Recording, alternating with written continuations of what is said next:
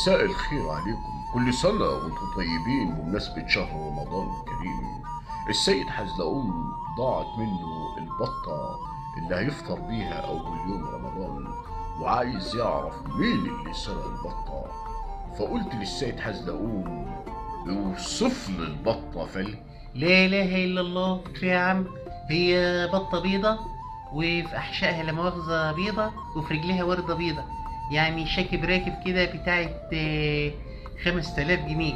انت كذاب يا حزلقوم. بصراحه هي بتاعت 2000 جنيه وبالاماره بطه ذكر.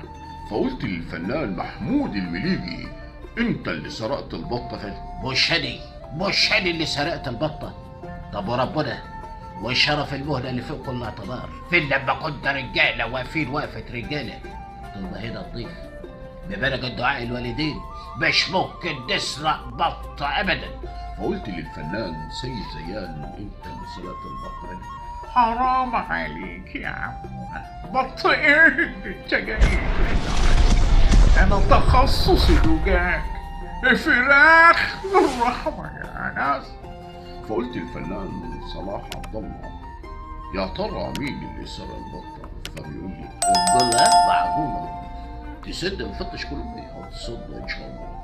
انا امبارح شفت كلب ابن كلب عمال يحوم حوالين العشاء، الظاهر كده والله اعلم هو اللي هضر البطة. اصل صلاح ابو دقة ما بيتقالوش لا ولا لا. فقلت للفنان عادل امام انت اللي سرقت البطة. فقال لي الله ده كلام. هو يوم مش فاهم، هو يوم مش فايت النهارده، اليوم مش فايت. انا عارف الله حد يقول له اي حاجه يا جدعان، اخوكم مزنوق وكلكم هتزلقوا الزلقه المنيله دي.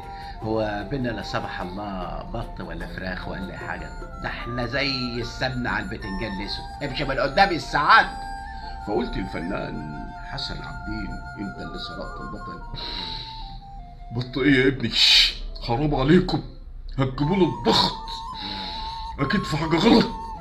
فقلت الفنان مظهر بالنجا انت شفت البطه؟ فقال لي يا حلاوه، هي دي غشة البطه المسروقه يالا، انا عايز اكل بط يالا، اديني بطه يا ابن الغبيطه يا حلاوه. فقلت الفنانة سناء جميل خلي كمال الشناوي يجيب البطة اللي سرقها.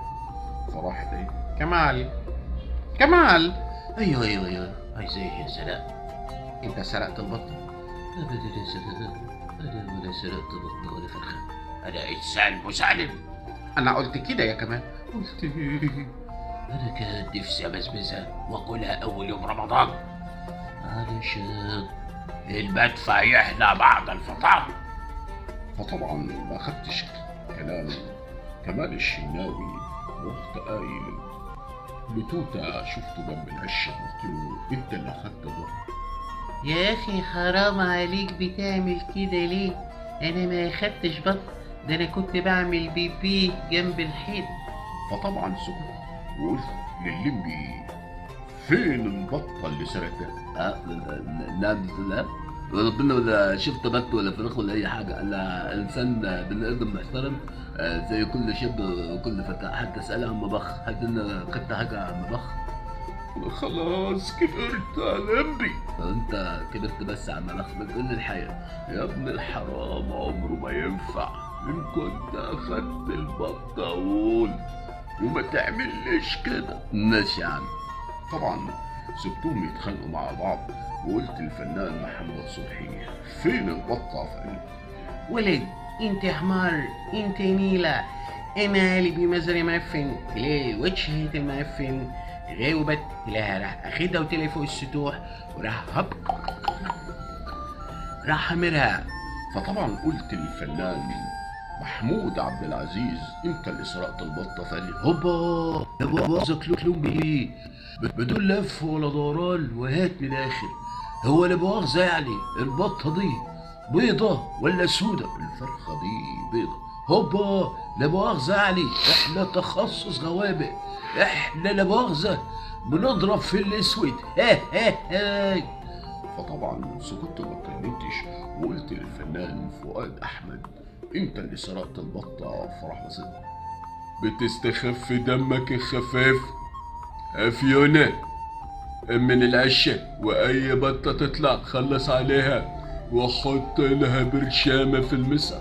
فطبعا لما حط البرشامة في المسقى أنا سكت وما اتكلمتش، وطبعا رحت قايل للفنان سمير غانم أنت اللي أخدت البطة. كل سنة وانتم طيبين بمناسبة شهر رمضان الكريم، وبقول لإيمي حبيبة قلبي كل سنة وانتم طيبة.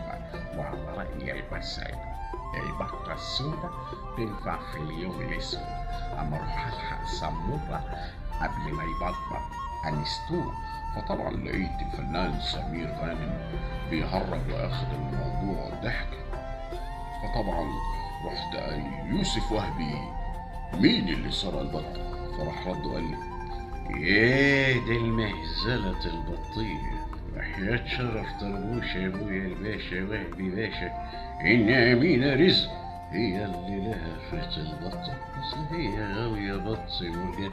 يخيبك يا يوسف فكرتني باللازم ياهو فلتسقط بطة سلطح ملطة. فنان أحمد آدم الأرنوطي أنت اللي سرقت البطة. معلش يا أحمد بن كريم عشان ما ولعش فيكم في نفسه في البطة. هي البطة يا عم الحاج ذكر ولا انت؟ البطة ذكر. لا مؤاخذة احنا نخصص نتايات، احنا بنتفاعل مع النتايات اللعب. طبعا بعد ما أحمد آدم قال نتايات فطبعا قلت الفنان توفيق الدين أنت اللي سرقت البطة. فال يخي والله العظيم يخي اجا اليوم اللي البط يبقى ليه تمن يا واحلى من الشرب مفيش يا ضنس. فقلت الامير البحار خلي ممس يجيب البطه اللي سرقها. فين ايه ميمس فين حركاتك وشقلبازاتك وميكروبازاتك دي دخيبة مش عارف تسرق حتة بطة؟ امير ابطال البيضة ما عادش لا احترام ابطال كنت زمان. فنان نجيب الريحاني انت اللي سرقت البطه. فلت تصور اللي بقى لها 10 سنين ما طفحت النار، قلت يا واد بحبها شويه هات لك بطه بصبص فيها. الف انا وشيفا وصلنا ولا حصل انا وشيفا، حصل توهان، حصل كلام، حصل تسببات. اتاري البطه الوحيده اللي اكلتها كان فيها تسبب على شرط من وسط 1500 بطه. انا كده حظ كده تبلي كده. فقلت الفنان جميل راتب انت اللي سرقت البطه لان على شنبك في ريشه بيضه. انت جلدت يا متخلف.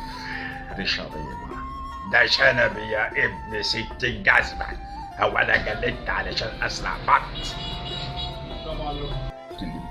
قلت للفنان عمر الشريف انت اللي سرقت البطه. فانهار عمر الشريف وفعلا هو اللي سرق البطه. قلت له احكي لي بالتفصيل سرقت البطه ازاي يا فندم. انا مش عارف انا عايز ايه، ربنا اداني المال والجاه، هرقت الارض وافترات على عباد الله. كنت انا والبطه في العشه وسالسنا الشيطان، واول ما شفتها جريت وراها ورحت ماسك السكينه وذبحها. بقيت عامل زي فيلم صراع في الوادي، اقتلني يا سليم. طبعا ما قتلتوش لانه خلص عن البطه، ويبقى بكده عرفنا مين اللي اخذ بطه حزلقوم. بس للاسف مش هنعرف نرجع له البطه لان اخونا عمر الشريف خبرها واكلها في شهر رمضان. كل سنه وانتم طيبين بالف هنا وشفا وتعود عليكم الايام بخير. مين اللي سرق بطه حزلقوم؟